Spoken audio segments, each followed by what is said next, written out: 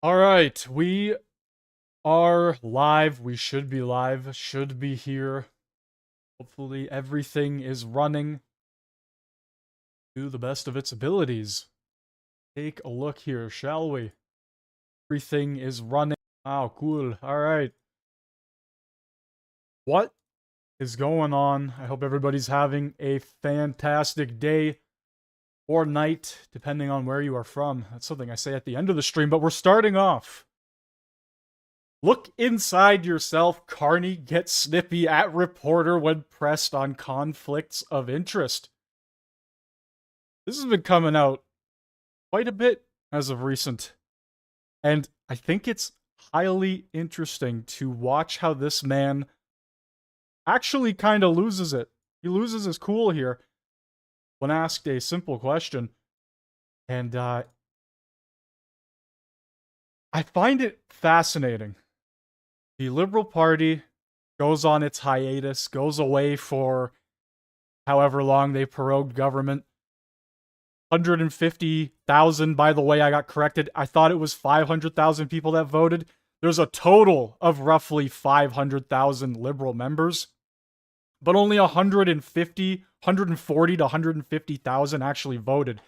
So they go on this hiatus, they prorogue government, they hold this insider liberal election to prop up a new leader for their party, which is the exact same party that's followed Trudeau for the past 10 years. They lockstep with him. They put this guy up, and everybody all of a sudden changes their opinion, and they start thinking the Liberal Party is just fantastic because Mark Carney, he just looks a bit different. He maybe says things a bit different. He doesn't go, like Trudeau does when he speaks. All of a sudden, there's this liberal wave, as the mainstream media is calling it now. The polls rising up. We'll get there in a second. But the exact same party that has destroyed this country for the past 10 years, now all of a sudden gets a new face, and everybody's like, wow, the Liberal Party's amazing now, guys. Look how cool they are. I think everybody needs to take a step back here and realize it's the exact same party, and Mark Carney was behind the scenes working this party with his fist up Trudeau's ass, working him like a puppet. That's more or less how that worked. But yeah, let's take a listen here. Should PM Mark Carney disclose his assets to counter conflict of interest claims? This is the same guy who is bashing Trump, going after Trump, but then moved his business to the United States. At first, when I heard that, I didn't really put two and two together. But now that I'm hearing it more and more, and I'm kind of connecting the dots here, the lines and the dots, it's like, yeah, all these people do. They have major TDS and they rant and rave about how Trump bad, but Mark Carney moves his business to the United States. It's kind of funny. Kind of funny how that works, isn't it? The same guy who's going to sit here and say, I am the best person to fight Trump and fight these tariffs, has his business in New York. That's just kind of funny. All right, let's hear this, shall we? Campaign in a coming federal election, most likely within the next 120 days, and are serving as Prime Minister now, with Canadians not being aware of what potential conflicts of interest What possible conflict would you have, Stephanie? Stephanie, I'm complying with the rules. I'm complying with the rules in advance. Point final. When he's asked about his assets, he says he doesn't have any conflicts, and he attacks the motives of the ones who are asking the questions. But this really isn't about his style of answering questions that are put to him by the media. The question is, why is he so defensive when he's asked?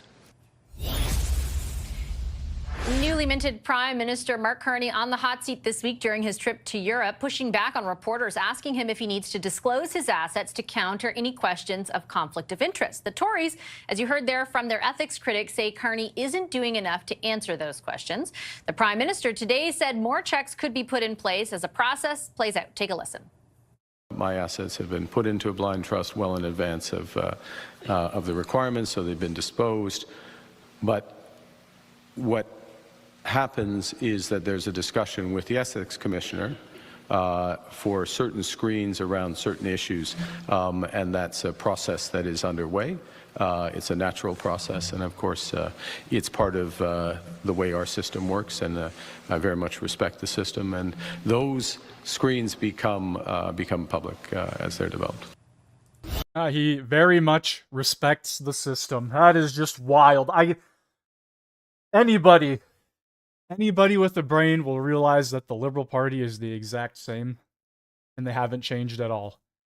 Just because they propped up a new face does not make them any different. For the love of God, this man's already lying through his teeth, and he's been in office for a week. Roughly a week. Like, holy shit. Alrighty, moving onward. Liberals lagging other parties and candidates as election call could be days away. Now, let me see. Hopefully this is the right one. Yes. The latest Angus Reid poll model out.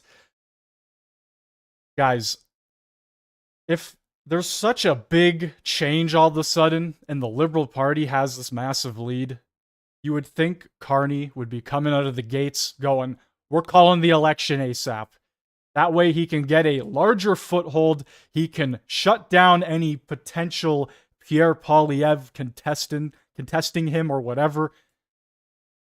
I also really don't believe these polls at all, because a month and a half ago, this entire chart was blue, other than for Quebec, which would have been the Bloc Québécois. This chart flips back and forth like a bipolar activist, and honestly, I cannot buy it for 1 second.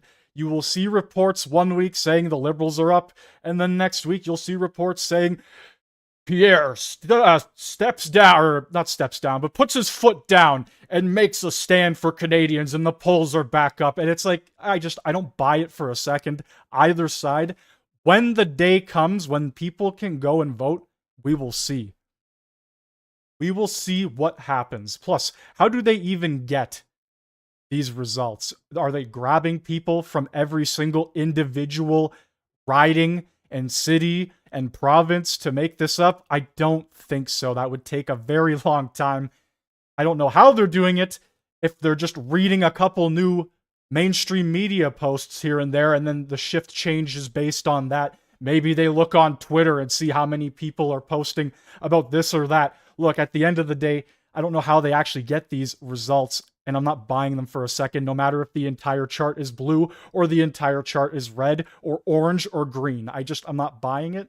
We will see when the day comes.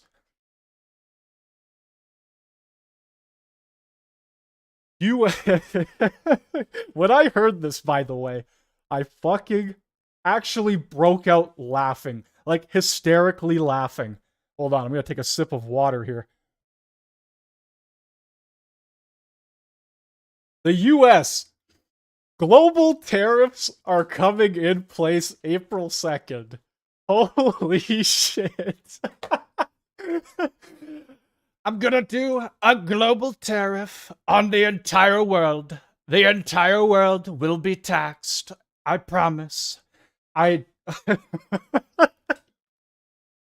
global tariff. That is wild. Countries that aren't retaliating will get the best trade deals with us. Liberals, nah, hit us as hard as you want. We have our elbows up and don't need you. Steel, auto, farming, and fisheries. Fuck my life. Rest of Canada, facepalm. A global tariff. Holy shit.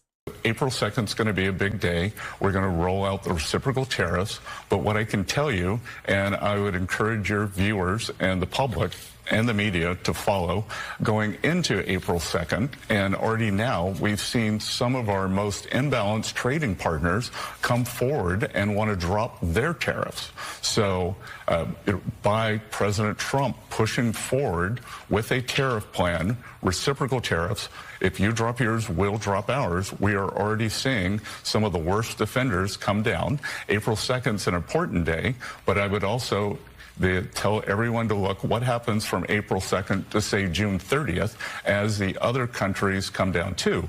And President Trump's created a win-win situation here. Either the tariff barriers come down, the U.S. can export more, trade is fairer. It's always been free, but not fair. And then we, or if they don't do it, we'll take in substantial revenues. So whether it happens or not is one thing, but I truly believe that a global tariff, that actually just sounds like one of the funniest fucking things in the entire world. I don't know, maybe it's just me. Maybe I'm a little too lighthearted on this entire situation. Trump likes to say a lot of things, right? He likes to stir up the pot. We like to do a little trolling. That's what they said. A little trolling.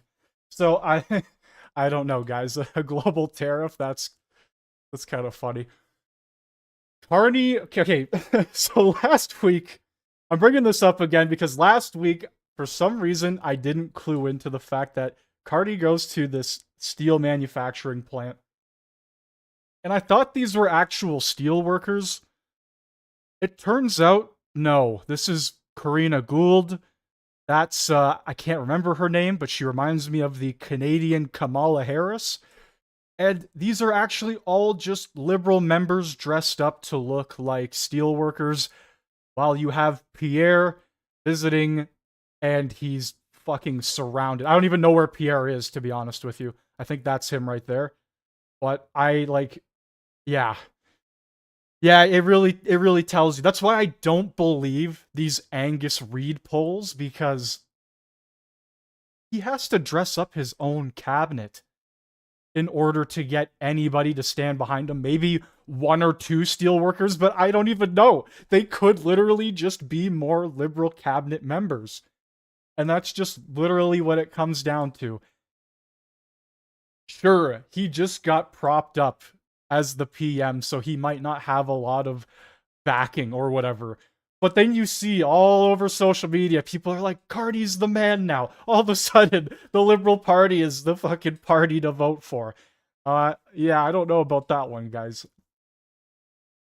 Oh, it's gonna be crazy. This election's gonna be really wild, because if the Liberal Party actually gets in for another 4 years, Donald Trump is going to walk all over us. And speaking of Donald Trump drops a bombshell. He says he would rather a liberal government. It makes Canada easier to annex, or, to just simply control in terms of the trade deals and everything else that's going on. When you have a weak leader, a weak party in power, it allows other countries to look at you and go, let's just take full control of it. Not just like invading terms. Like, they keep bringing up the annexing of Canada, the 51st state, obviously pissing a ton of people off. But I don't think that's ever going to happen. Let's just put this to, actually think of it. If the United States were to invade Canada, Canada is one of the most peaceful countries in the entire world. It would cause such a shitstorm. It would make the United States most likely the #1 enemy, at least in the eyes of everybody else, especially for invading one of the most peaceful fucking countries ever. So it wouldn't be good. He's probably just saying these things to obviously stir up the pot, piss people off, aka, we do a little trolling. That's what they said. So, yes, it's not good that he continues to say these things, but having this liberal government in power, like it's been for the past 10 years, isn't going to make things better. And obviously Trump's going to want this. He's walking all over us right now. Another 4 years of walking all over us.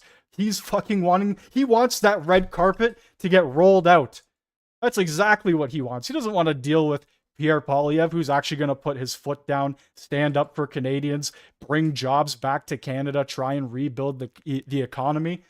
Trump doesn't want to deal with that shit. He just wants a pushover liberal that he can abuse and take full control of. And that's exactly what we're going to get if Carney gets back into power. Much more. We have much more. I don't think so. Just so you understand, we subsidize Canada, and I like Canada. I love Canada. I love But Wayne now Gretzky. the Liberal guys, I love his wife. The Liberal I love Party is going to win now in the next election, I don't most care. likely. And they were I don't care. down and out. I don't Isn't that care. going to make them more hostile to us and possibly I'd open rather the deal door with a liberal than a for conservative. China closer to Canada, and that would really put us in a bind. The conservative that's running is stupidly no friend of mine. I don't know him, but he said negative things. So when he says negative things, I couldn't care less. I think it's easier to deal, actually, with a liberal. And maybe they're going to win, but I don't really care. It doesn't matter to me at all. So your end game is what with them? My end game is I don't want to have a big deficit. I don't want to see the United States of America, and you say 60 and I say 200, but it doesn't matter. I don't want us to pay 60 or $200 billion to a country that if they were a state, think of this, it would be our biggest, most beautiful, it would be great. The problem is, if we became a part of the United States, our political system here is so incredibly different, like night and day different. It wouldn't work. It just wouldn't. It would be a shitstorm on levels you couldn't fucking comprehend. I couldn't even imagine. It would be wild. It would be absolute insanity. Speaking of absolute insanity and why Trump wants the liberal government to stay in power, because he pushed them around back in 2016 to 2020, and for everybody who's going to run defense for Justin Trudeau, here's a video of him at the G7 summit. This is one of my favorite GIFs, by the way, or videos. Back in 2017, he is standing outside of this group of high-class leaders while they're all surrounding Donald Trump. Right there, you can see his gold blonde hair, so you know it's him. He stands on the outside looking in, the absolute loser. Of course, Donald Trump wants another liberal in power so he can continue to do what he's doing. It's just that simple, cut and dry. And people are now propping up Carbon Tax Carney, as they call him, because they think he is going to turn face and save face for the liberals. They really think he is the man to lead the country. It's wild. Absolutely insane.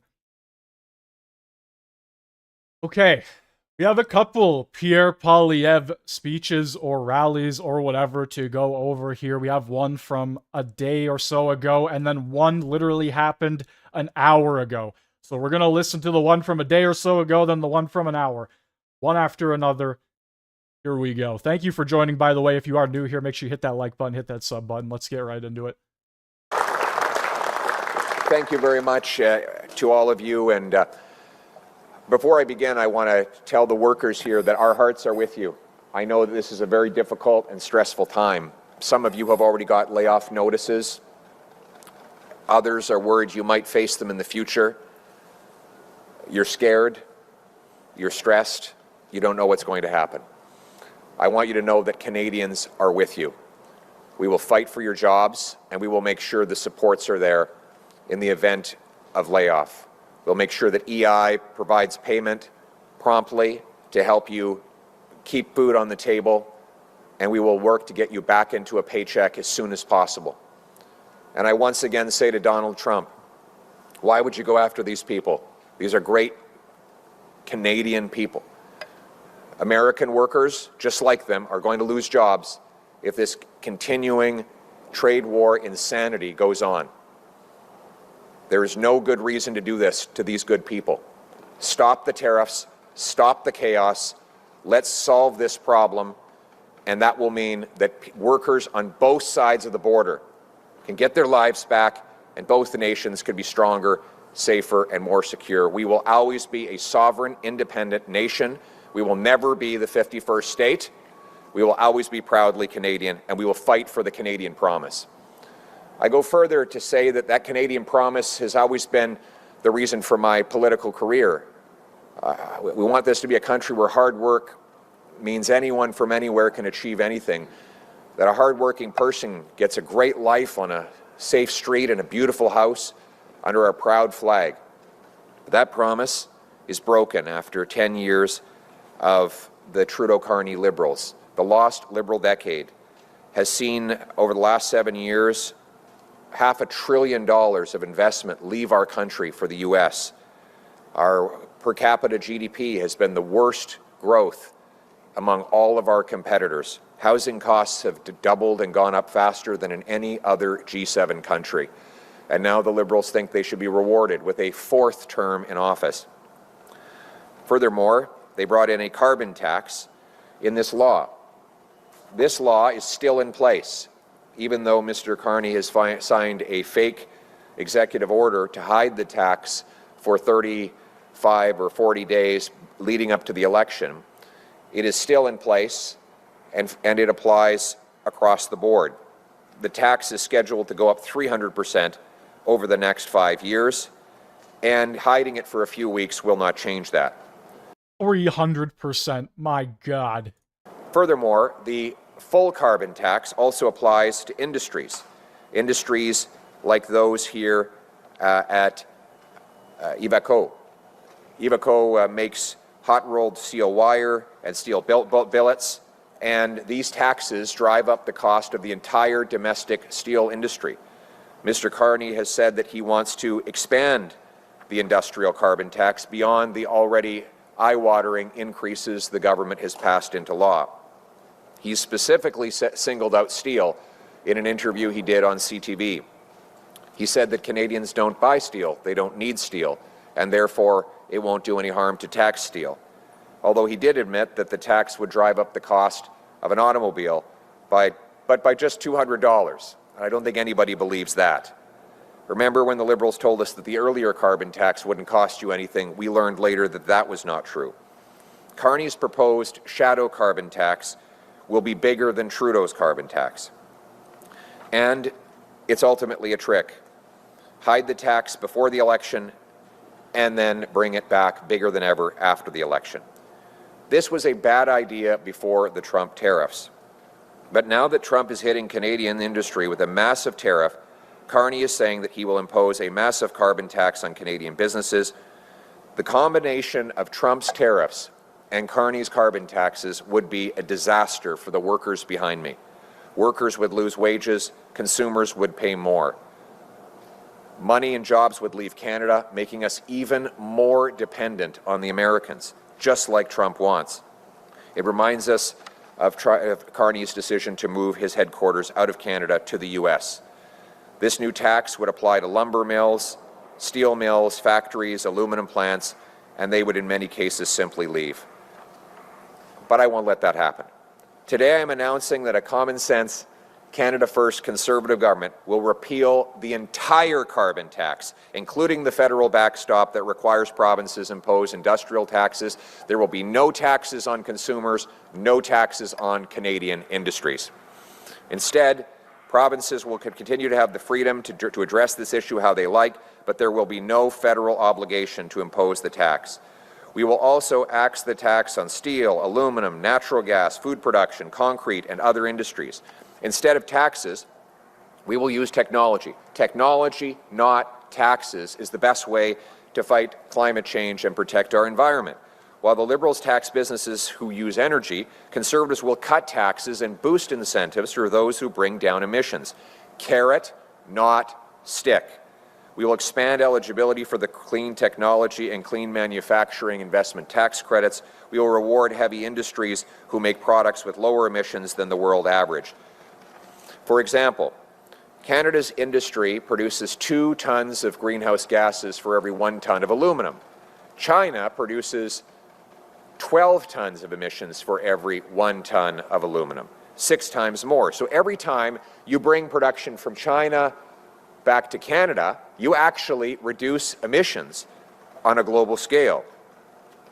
And I see there's some pigeons up there giving me a round of applause or something, flapping their wings, but a little bit distracting, but still no less. If you don't laugh, you cry in this world. Cutting taxes on clean production will bring jobs and production home and bring global emissions down. We will do this to restore our industrial base and take back control of our economy from the Americans. It'll be part of my Bring It Home tax cut on work, investment, energy, and home building. This plan will lower income tax, investment tax. We will axe the sales tax on new homes to save you up to 50 grand on the purchase of a new house. We'll lower taxes to unleash massive booms in our different sectors to bring home paychecks and productions. Our mines, factories, mills will be buzzing with work for our welders, carpenters, pipe fitters, heavy machinery operators, assembly line workers, sheet metal workers. They will be making more by making more. We will be a strong, self-reliant and sovereign nation standing on our own feet and standing up to the Americans. We will reward work, unleash entrepreneurs, harvest resources, make our own goods, trade with each other, build homes for our youth, rebuild our borders and military, honor our history, and raise our flag. What binds us together is the Canadian promise that anyone from anywhere can achieve anything, that hard work gets you a great life in a beautiful home, on a safe street, protected by solid borders and brave troops under a proud flag. What we must do now is to preserve that flag and its promise by working together, fighting together, and winning together. That is what it means to put Canada first. Let's bring it home. Thank you. Thank you very much. We'll now take questions from the floor. Please indicate your name and your... Okay, so before we take the questions from the floor here, everybody's talking about the U.S. tariffs, but nobody's talking about China. Canada won't drop tariffs on Chinese EVs despite trade war with U.S. China actually also put tariffs on us as well, and it could be quite a problem and is apparently impacting local farmers quite badly. I'm not entirely sure how. There is a video here. Take a quick listen. Could take a big hit from China's retaliatory tariffs on canola, pork, and other food items. China is hitting Canada with 100% tariffs on canola, oil, and peas, and 25% tariffs on pork and seafood. Canadian trade of canola with China brings almost $5 billion in export value to our country. The tariffs are expected to kick in tomorrow. This has local farmers worried and hoping for reprieve. Joining us now from the Manitoba Canola Growers Association is Warren Ellis. Good morning, Warren. Good morning. Thanks for joining us. Now tell us how many farmers grow canola here and the impact these Chinese tariffs could have on our province. We've got 7,500 members in Manitoba, and of course the tariffs are going to be devastating to our farmers. You mentioned the tariff is on the oil and meal of canola, which makes up $1 billion of our $5 billion market. Wow, $1 billion of the $5. So look, man, this is gonna 100% tariffs. This is going to do a lot of damage, more damage than the Trump tariffs probably ever actually did. And if they actually continue, this is posted today, so these tariffs are going to drop tomorrow. 100% from China. Tariffs from China. That is fucking brutal. Nobody's talking about it, though. Not a single person cares about that. It's all about the Orange Man. The Orange Man has taken over the mainstream media. Mainstream media loves the Orange Man. It's very deranged. Very crazy. Out of everything going on in the world right now, you know, Canada has issues here that do not involve Trump at all. This man's been in power for roughly 2 months, and the only thing Canadians have been talking about is Orange Man. It's wild. We have a lot of problems here in our country, and if we simply let Trump just take control of everything, we just put everything else aside, we forget everything else that's happened, we become not just complacent, but like ignorant and blind to everything else that is going on. China is about to literally destroy our farm industry with these tariffs that are going to be implemented tomorrow. And nobody's taught, like not a single person. I didn't even know this was happening until literally yesterday. Literally yesterday, and I was talking to a couple family members. That's the way I found out about it. I haven't found out much about these Chinese tariffs at all. Nobody's talking about them. It's kind of funny how that works. Your outlet. My name is James Morgan. I'm from the Review newspaper nearby here in Van Cleek Hill. I know many of the people standing behind you, sir. may even live in this community and read our paper. But anyway, I appreciate your commitment and your statements on economic sovereignty and approaching this tariff situation from that. Do you have any ideas, though, on cultural sovereignty to strengthen that, to complement the ideas on economics? I'm thinking of things like continued support for local journalism or local broadcasting. Yes, we are strong supporters of local journalism and local media, and we will make sure that, for example, local media, independent outlets get their fair share of government advertising. I also think we need a renewed commitment to celebrating our heritage and our identity. Over the last 10 years, there's been a tendency to tear down our statues, change the names of different public monuments in order to cancel our history. I think that has weakened the bonds that used to tie us together. I believe that we should celebrate our history. We should honor our first Prime Minister, John A. Macdonald, without whom we would not have a Canada today. His vision of an East-West nation is really now more than ever needed. So we will be naming public monuments after him and many of our other historical figures.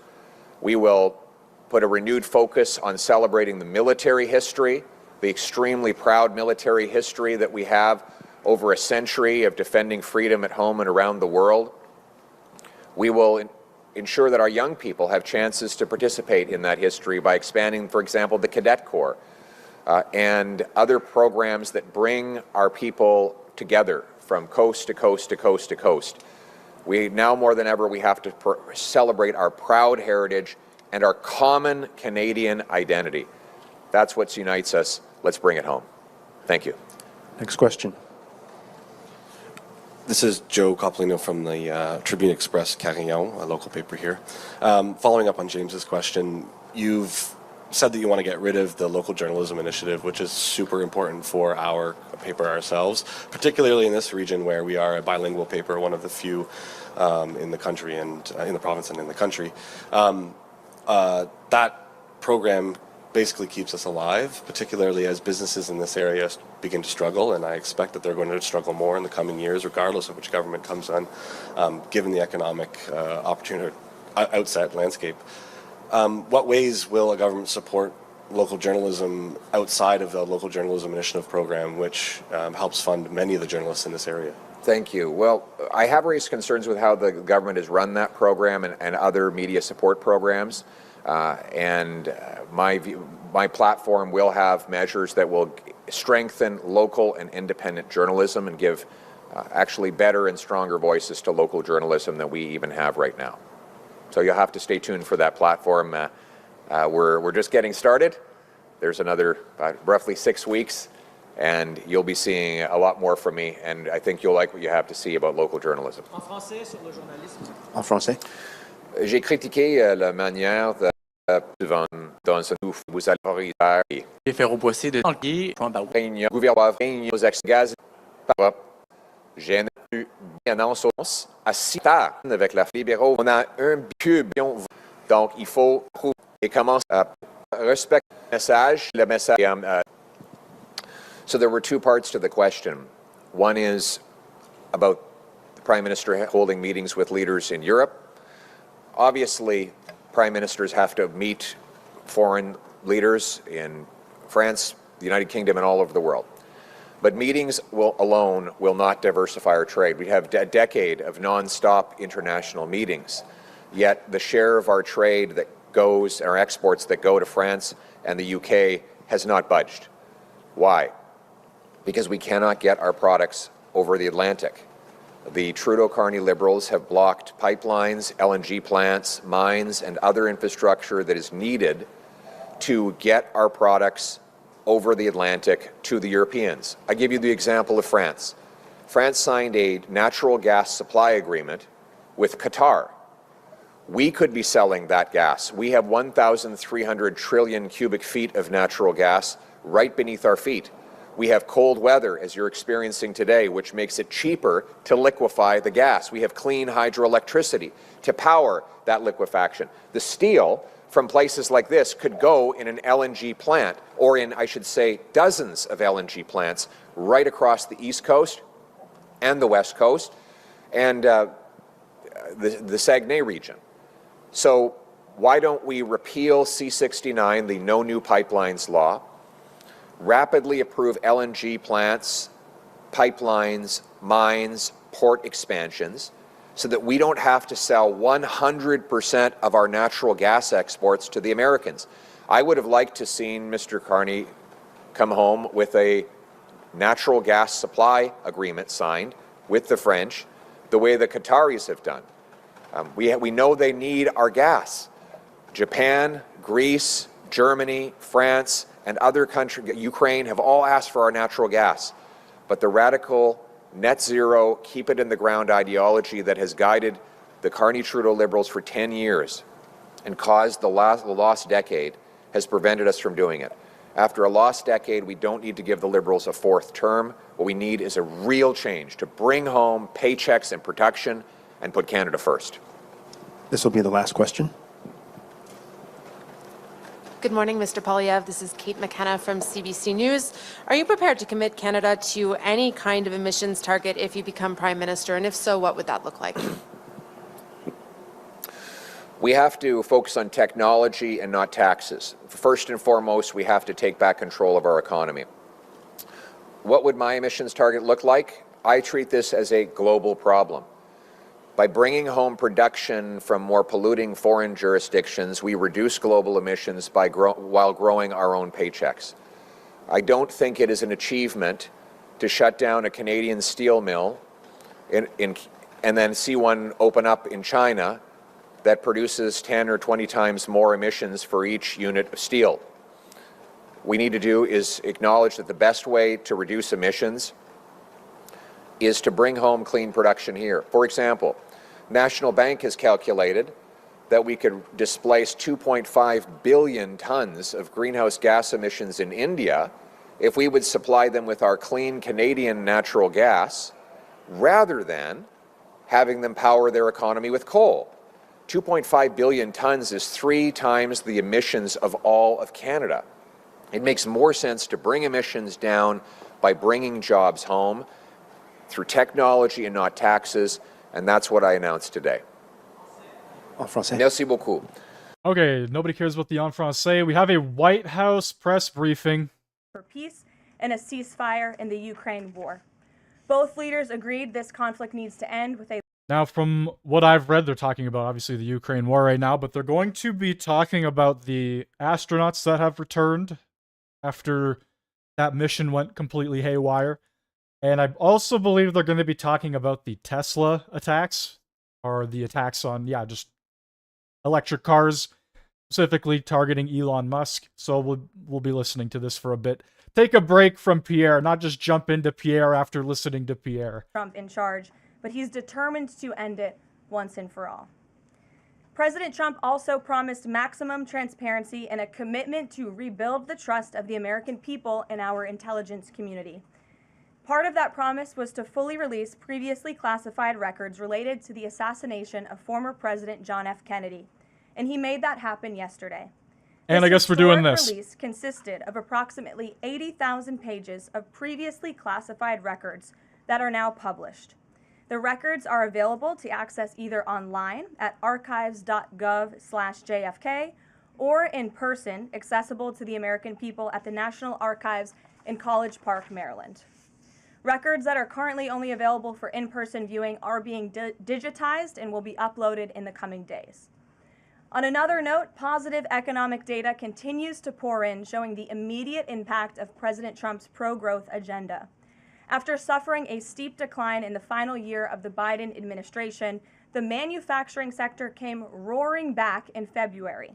Industrial production surged in February. These are new numbers. 3 times at a greater 3 times rate than the expectations to its highest ever recorded level. And President Trump's laser focus on massive deregulation and unleashing our domestic energy industry is leading to stabilities for Americans' bottom lines. As Newsweek summed it up today, gas prices are plummeting under President Trump. And the Trump administration continues to make American communities safer through our ongoing mass deportation campaign of illegal alien criminals. Yesterday, FBI Director Kash Patel announced the agency captured another fugitive from its 10 most wanted list, securing the extradition of Francisco Javier Roman Bardeles, a key senior leader of the brutal MS-13 gang. And the brave men and women of ICE also arrested a number of dangerous aliens across the country in recent days. You will see them on this screen.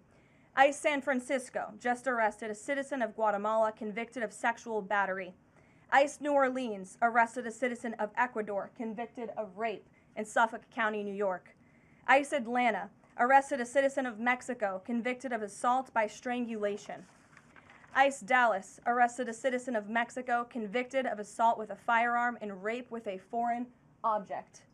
And ICE Houston arrested a citizen of Guatemala convicted of indecent sexual contact with a child in Texas. Jesus Christ. This is why it is so important to know who is coming in to the country. I can't stress it enough. Holy fuck, man. Country becomes safer. Finally, before I open it up to questions, I want to tout how successful our efforts have been in filling out President Trump's administration. There have been a record number of 281 Senate confirmed nominations already, with another 280 in process. Here at the White House, OPM and GSA, we have filled 100% of the total number of slots. And this is a record number of placements in the first 58 days of any administration, and a testament to the caliber and the sheer quantity of talented people who want to work for President Trump to make America great again. Here in our new media seat today, we have Katie Pavlich. Katie is the editor of townhall.com, which is a subsidiary of Town Hall Media. It's a leading conservative news and opinion outlet based right here in Washington, D.C., with writers and journalists reporting around the country. Last year, Town Hall Media had 60 million unique users and 1.4 billion page views, with a broad reach on a number of social media platforms.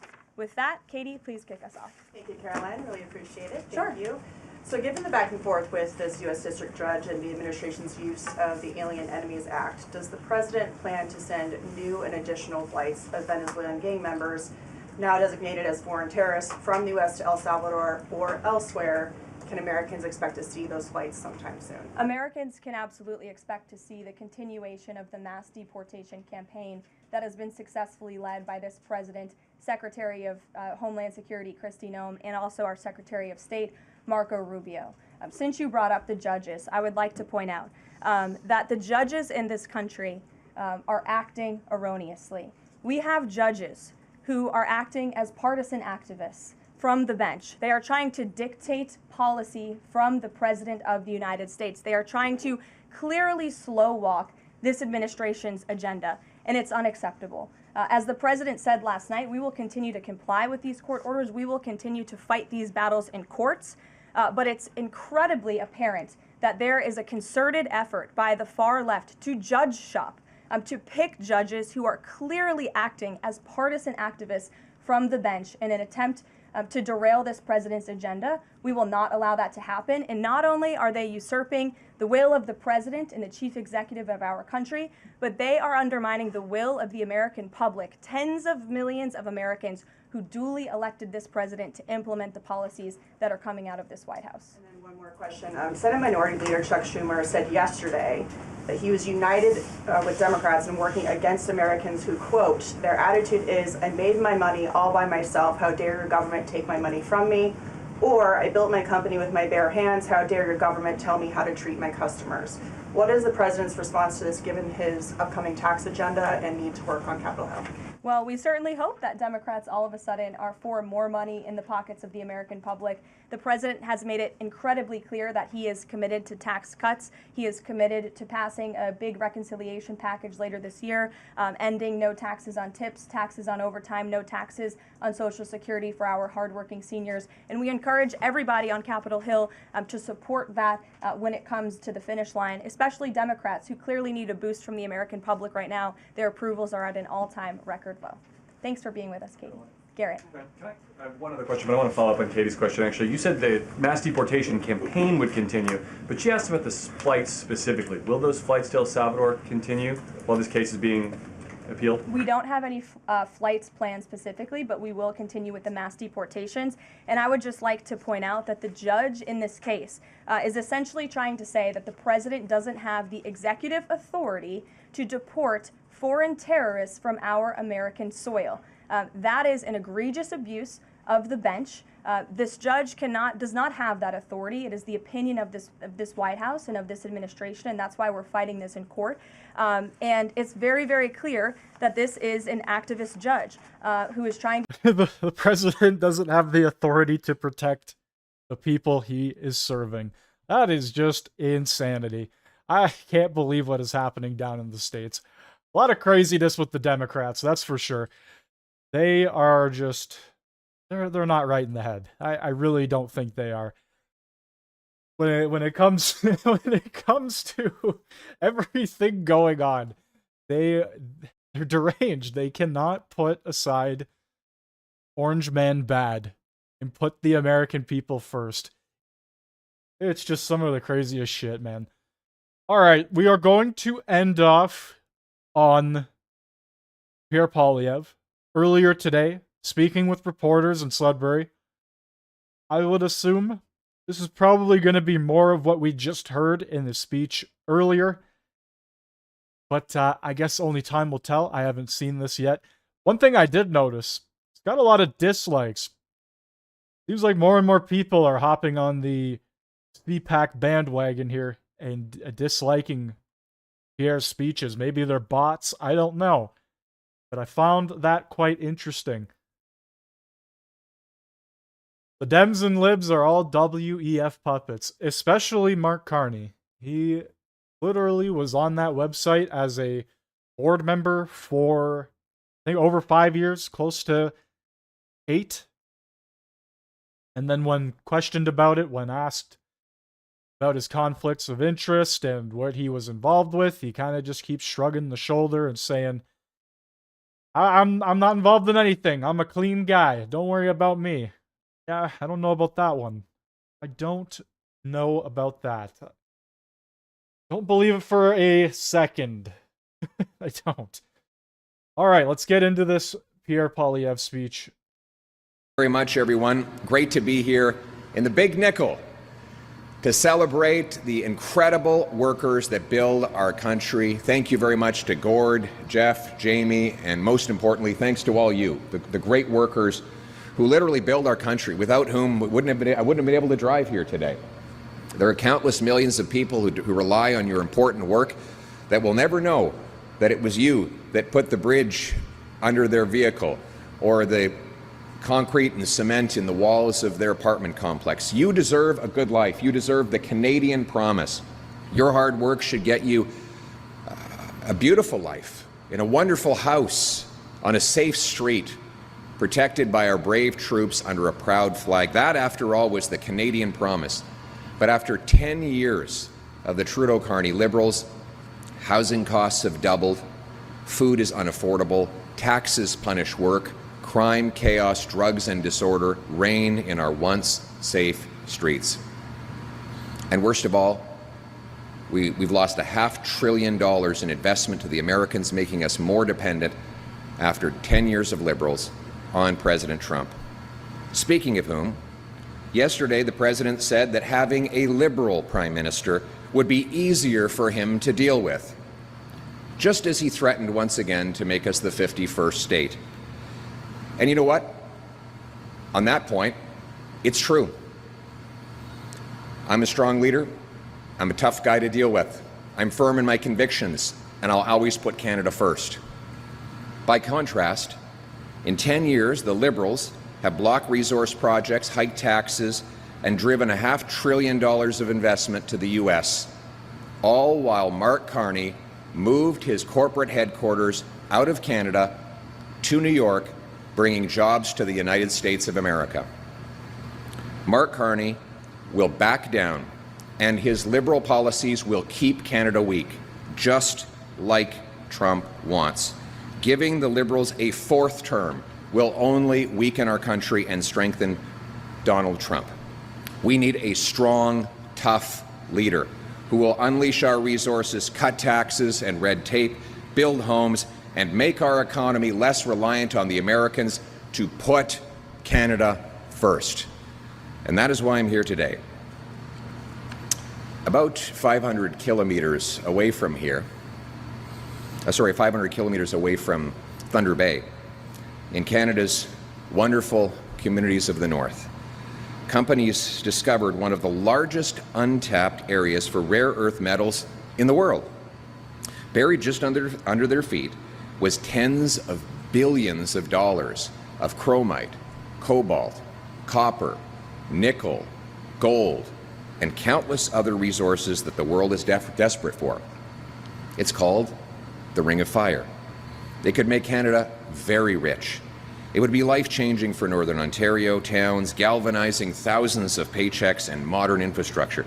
It would help our First Nations become richer. It would boost our economy with billions of dollars, allowing us to become less dependent on the Americans after we start selling those resources overseas. And it would turn dollars for dictators into paychecks for our people.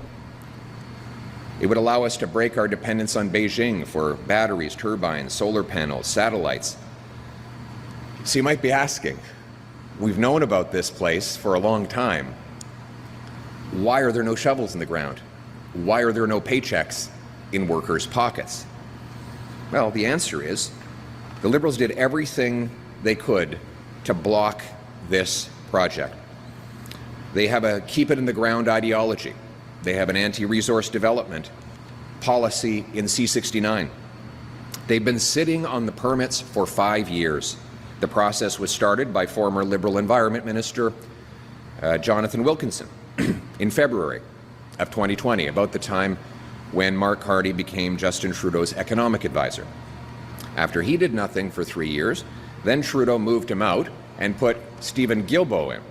Guilbeault is a radical environmentalist Oh no, not Guilbeault. That guy, he's quite the character. Who's still in cabinet, and he blocked the project. In fact, he came out and said he doesn't want us building any more roads in Canada because he doesn't like cars. So finally, 2 years after that, the Liberals completed their work by creating yet another 2.5-year process that would only lead to another report that won't even decide whether or not the project can go ahead. That report will cost Canadian taxpayers and industry and will get nothing done. This in spite of the fact that the Ontario government is doing exactly the same report. So we have more bureaucrats busy doing paperwork instead of miners digging for minerals. So, after a decade of Liberal keep-it-in-the-ground ideology, the Ring of Fire is on the brink of collapse, not to mention that Bill C-69, the Liberal no new pipelines and resource law, is still in place, making it impossible to get anything approved. A decade has gone by where Canada has had the worst economic growth of all our competitors. The American per capita GDP has grown 40 times faster than Canada's. Investment is leaving our country and making America stronger. The Liberal gatekeepers and red tape have devastated our country before Donald Trump's tariffs, and they are an existential threat after those tariffs. That's why I'm announcing today that my government will set a deadline of 6 months to green light permits for the Ring of Fire. We will unleash the production of chromite, cobalt, copper, nickel, platinum, and others. We will also commit $1 billion over 3 years to help the Ontario government build the highway to get there.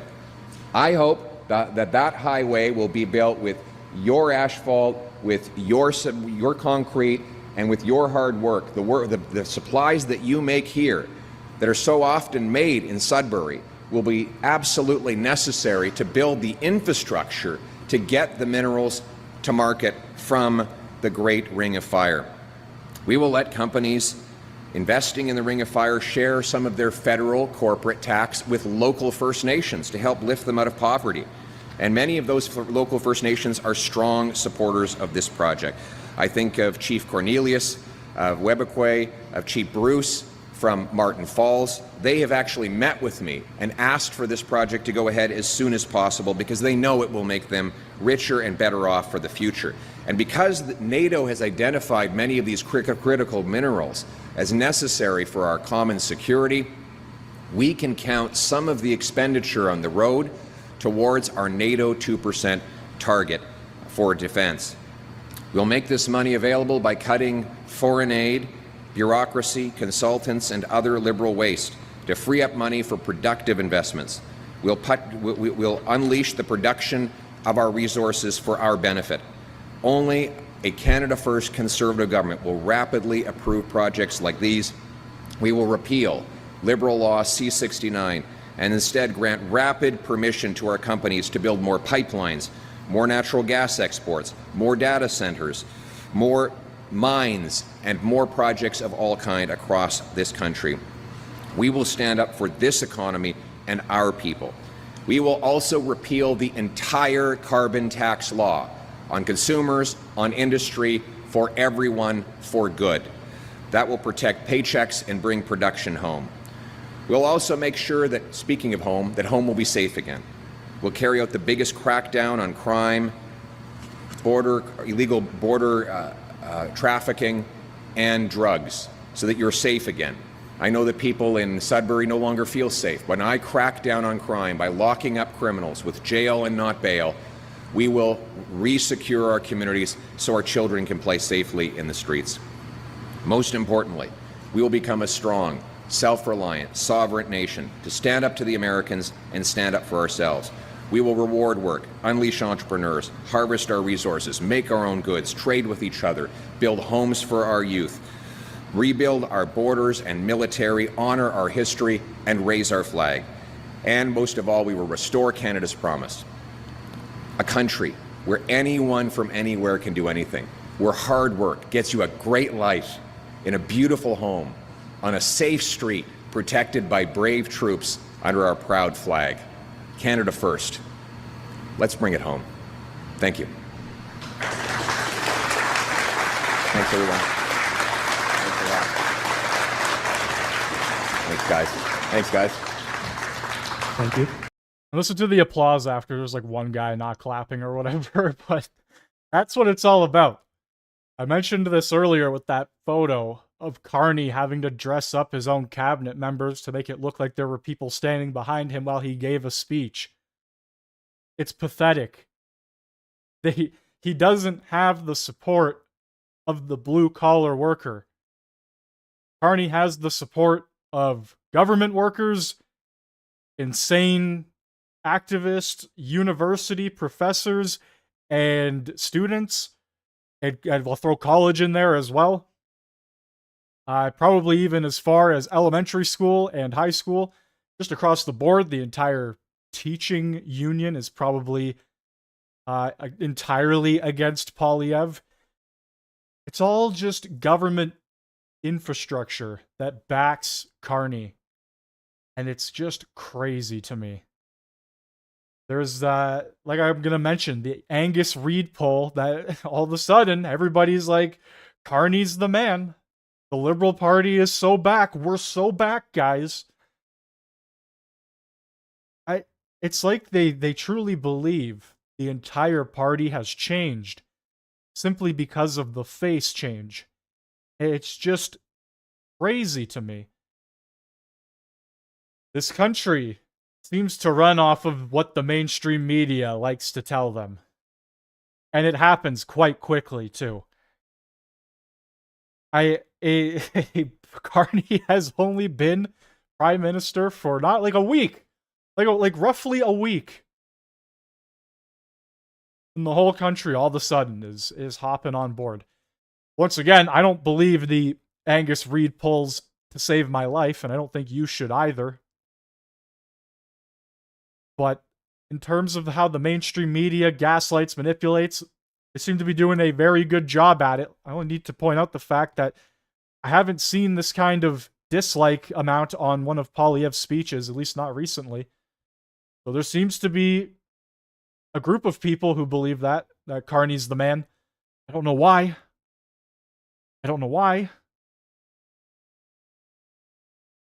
Then again, could be bots. I mentioned that before. Libs have just taken all NDP support. They did a complete reversal. Yeah, the coalition still runs strong. Jagmeet says he was willing to do whatever. All options were on the table. He ran back on that pretty quickly for the 20th time now. I like, if you're an NDP supporter, I kind of just feel bad for you. I really do. Like, you're allowed to obviously support them and believe if that's the future of Canada, sure, you can believe that, but I really feel bad for you. The leader of your party he's just an idiot. He's a man baby. He's a child. He's somebody who tries to fight Canadian citizens for calling him corrupt, for asking him questions, for doing literally anything that goes against the grain of his agenda. And the same thing could be said for the Liberals, but they have a way larger foothold than the NDP will ever have. That's why I really feel bad for NDP supporters. I don't understand it. I get it. You're trying to maybe be different. You're trying to get out of the red versus blue. You want a different party to make a stand. But do you really think that's the party? Like just really look at the individuals involved, the ridings they're involved with, the center, like Hamilton, for example. Andrea Horwath has destroyed Hamilton. Hamilton Center, annihilated. BC, Vancouver, David Eby, destruction. Destroyed. My God, it's a nightmare. You don't want to go there. It's like a post-apocalyptic world. Vancouver has become... I don't even know. Like Mad Max over there. The beginning of Mad Max. Vancouver.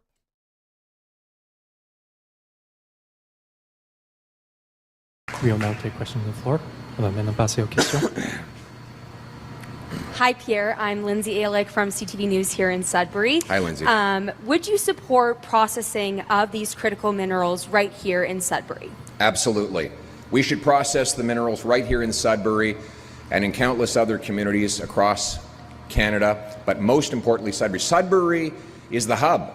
It's the hub for the supplies that go into our mines, but it's also the hub where the minerals should go to be refined, upgraded, and then shipped to market all around the world.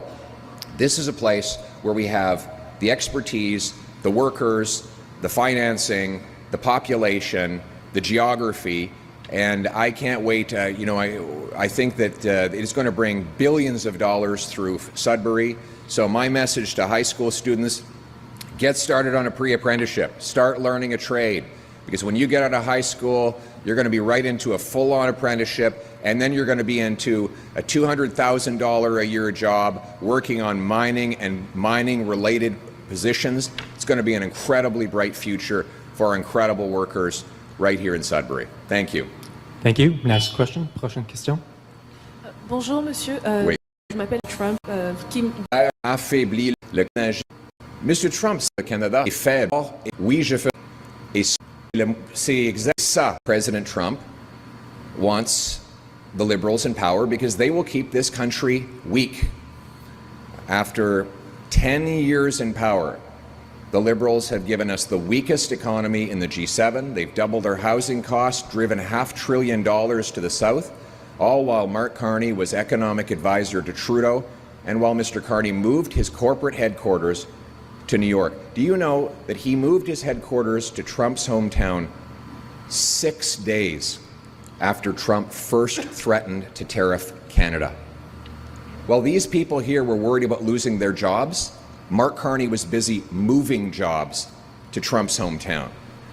That's exactly the kind of weak, compromised, conflicted leadership that Donald Trump wants, and it's why he endorsed Mark Carney yesterday. What Canadians need, though, is a leader who's tough and firm and stands by his convictions. A leader who will make Canada strong, self-reliant, and stand on its own 2 feet. A leader who will put Canada first. Thank you. Next question. Prochaine question. Harold Carmichael, Sudbury Star, Post Media. Mr. Poilievre, you've admitted your political style is a little too blunt, too direct. Are you going to soften or amend that style leading up to the weeks and months of the next election? I think we need a strong leader who will make our country strong. You know, Canadians are nervous right now. They've been suffering after the lost Liberal decade raised their cost of living, made it impossible for them to buy homes, unleashed crime in our communities. And I've been very blunt in speaking out about that. But I'll also be very blunt about speaking of solutions. My solutions are very clear. We are going to lower the tax burden so that these hard workers back here keep more of their paycheck. We're going to get rid of the whole carbon tax so that businesses like this not only survive but grow. We're going to repeal the anti-resource laws, and we're going to unleash the production of our resources. We're going to lock up the criminals, secure our border, and rebuild our military. That's how we're going to make our country strong and sovereign and put Canada first. Thank you. We will now go to the final question. On passe à la dernière question. Bonjour, Inès Rebey pour ONFR TFO. Je voudrais savoir en français, si vous êtes élu comme chef du gouvernement, est-ce que vous nommeriez un ministre désigné des langues officielles, contrairement à ce que M. Carney a fait avec son nouveau gouvernement? Okay, so the final question is in French. I would assume there's probably going to be an English response, but honestly, I'm more interested. US and Russian readout of that call between President Trump and Putin. Okay, this feed isn't very good. Hold on, I'll get another one. So the White House briefings are still going on right now. Believes and he also put his own out on Truth Social. We've been incredibly transparent about all of the president's calls with foreign leaders, and again, I would defer you to the readout. And then following up Michael. on Thank you, Caroline. White House said yesterday that gas prices across the U.S. have fallen for the fourth straight week. 34 states now seeing gas under $3 a gallon. This limited ceasefire with Ukraine regarding oil refineries, energy, will that affect gas prices here in the U.S.? Well, it's certainly the president's hope that gas prices will continue to fall, and he's working every single day to ensure that we do. As you just mentioned, there's been very encouraging data. Inflation is cooling and gas prices are falling. The president has established a National Energy Dominance Council, and it's ultimately the president's goal. And this administration is working hard on it every single day to increase our energy production right here in the United States of America, to have it Trump energy boom like we saw in our first term, which will not only lead to lower fuel prices here at home, but also lessen the rate of inflation that was created by the previous administration. One more on Tesla, Caroline. Tim Walz, Governor Walz, saying last night he frequently checks Tesla stock.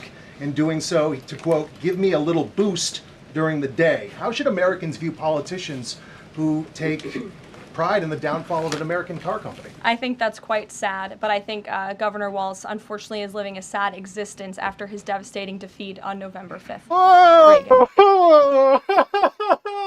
Oh, sit down, Tim Walz. Holy shit. Reagan, go ahead. Thank you, Caroline. Across the country, Tesla cars are being lit on fire, dealerships are being shot up, Molotov cocktails are being used. There was a website posted yesterday that shared the addresses of private Tesla owners and reportedly had Kash Patel's information on it. AG Bondi has called this acts of domestic terrorism. Does the White House have any indication that this is some sort of coordinated movement or that it's being funded by some outside group? And do you know if the investigation by the DOJ is being investigated as incidents of organized terror? I believe the Attorney General has made her comments clear on that. She is investigating these events as acts of domestic terrorism, and we fully condemn them. And as I said earlier to Jackie's question, we think it's despicable what is happening to not just this American company, but also their innocent employees. And again, innocent Americans who drive these vehicles. We condemn it wholeheartedly. Sure. More than 24,000 workers in 18 agencies are in the process of being reinstated. What is your message to these workers, and can you assure them they won't be fired again as the administration directs agencies to do more layoffs? Well, the administration is complying with the court's order. Again, as I have spoken about repeatedly, we think it's despicable that we have judges acting as judicial activists, partisan activists, trying to dictate who the President of the United States, the executive of the executive branch, can hire and fire. We have never seen anything like this. We are fighting this case in court, and we will continue to fight it all the way to the Supreme Court if we have to. And as for federal employees, it's been the very common sense position of this president and the administration that bureaucrats here in Washington, D.C. need to show up to the office just like the rest of America. Middle-class Americans, from doctors to business owners to teachers to law enforcement officers, have to show up to their offices every single day. And the president has made it a clear priority that people in this city have to do the same. And we are also continue to be committed to reducing the scale of our workforce and to reducing the size of our federal bureaucracy here in Washington, D.C. to save taxpayers' money. Annie, go ahead. Thanks so much. In the statement that you read, you referenced the president's interest in helping return Ukrainian children to their parents and to their families. There's an organization that provides intel and information about those children that their aid has been cut. It's a Yale University program that used foreign aid. And I'm curious if, as part of this new thinking with Ukraine, that aid might be unfrozen.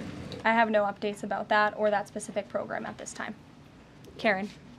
Just to follow up on your answer to the question on the minerals deal, you said that the White House has moved beyond the minerals deal. What does that mean? Is that no longer on the table? Nope. It means the minerals deal was that first set of framework that you all saw in that very public meeting with President Zelensky and President Trump in the Oval Office. We are now focused on a long-term peace agreement. As you know, on that deal or that meeting between President Zelensky and President Trump, the Ukrainian president at the time wasn't talking about a greater peace deal. We are now at that place where we are talking about that. So we've moved beyond just the economic minerals deal framework, and we're looking at a lasting ceasefire. Right now we're at a partial ceasefire, but again, the president is sending his highly skilled, intelligent, and experienced team to Saudi Arabia later this week to continue fighting for peace in this conflict. And I would just reiterate one more time, we have never been closer to peace than we are today.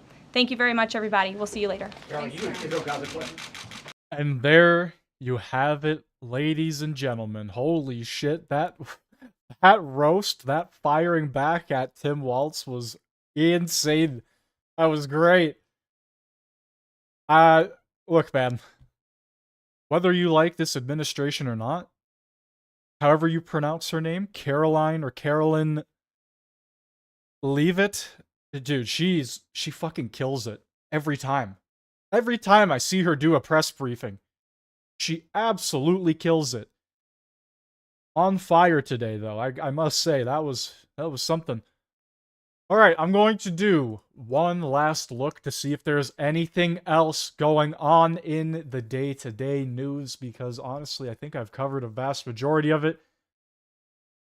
I did see something about, I don't know if it was like a Gaza protest or something out in the middle of a street. They were like praying in the middle of in the middle of some street in Toronto, I'm pretty sure.